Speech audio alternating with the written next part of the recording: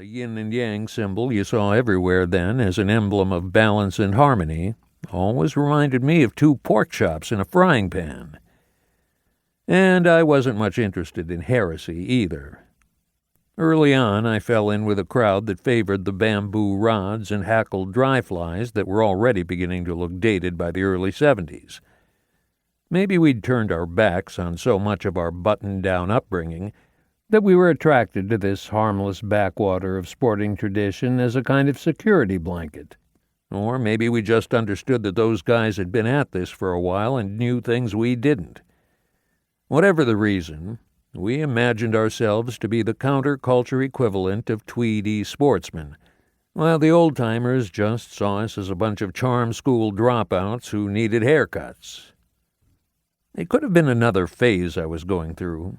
We all went through some phases back then, but that vision of the sport took hold as just the way I like to do it, although that's not to say I've never strayed.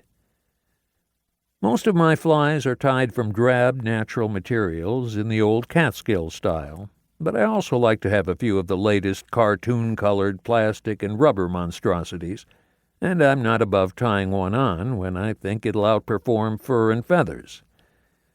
Most of my favorite rods are still bamboo. Old tackle triggers the kind of nostalgia that's irresistible to some.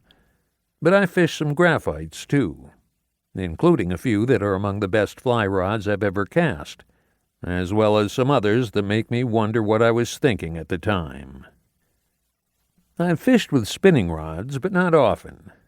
It's not that I have anything against them, but that I somehow went from the level-wind baitcasters of my youth straight to fly rods without that intermediate step. I must have missed the whole spin fishing thing while I was away at college. And I fished my share of bait. There were the worms I drowned as a kid, as well as red wigglers and live hoppers I sometimes fished with a fly rod on days when I wanted dinner and proper dry flies weren't producing. I've thought about revealing my secret history as a worm dunker to Fred, but by now the whole bait-fly controversy has become a private joke that we both enjoy. I was down at our little market in town recently, and a fly fisherman who works there told me he was taking up ice fishing this year as a way to while away the off-season. Ice fishing again. It must be in the air. I almost gave him my old ice auger, but then thought better of it. I haven't ice fished in 20 years, but I still have the auger, and the guy had a point. Winters here are uneventful enough that sitting out on the ice staring down a hole, the Stone Age equivalent of watching television, as Jim Harrison called it, could begin to look pretty entertaining.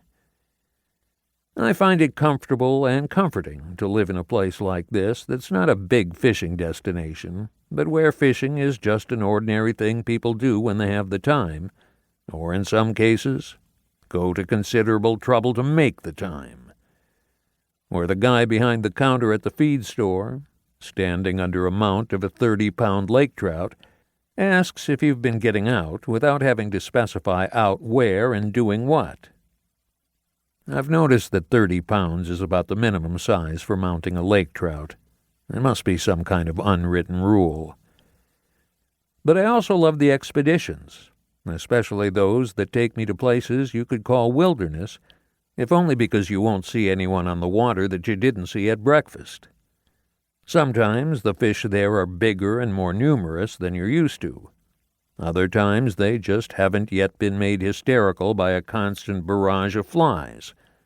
Or maybe they've seen their share of plugs and spinners, but are pushovers for the feathery liveliness of streamers, making you look like a better fisherman than you are.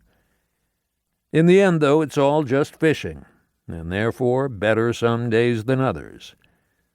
But even when the catching is slow, there are compensations, like a sense of scale and emptiness you won't find on your neighborhood creeks, and, once the droning of the outboard and the small talk go silent, a kind of sublime stillness.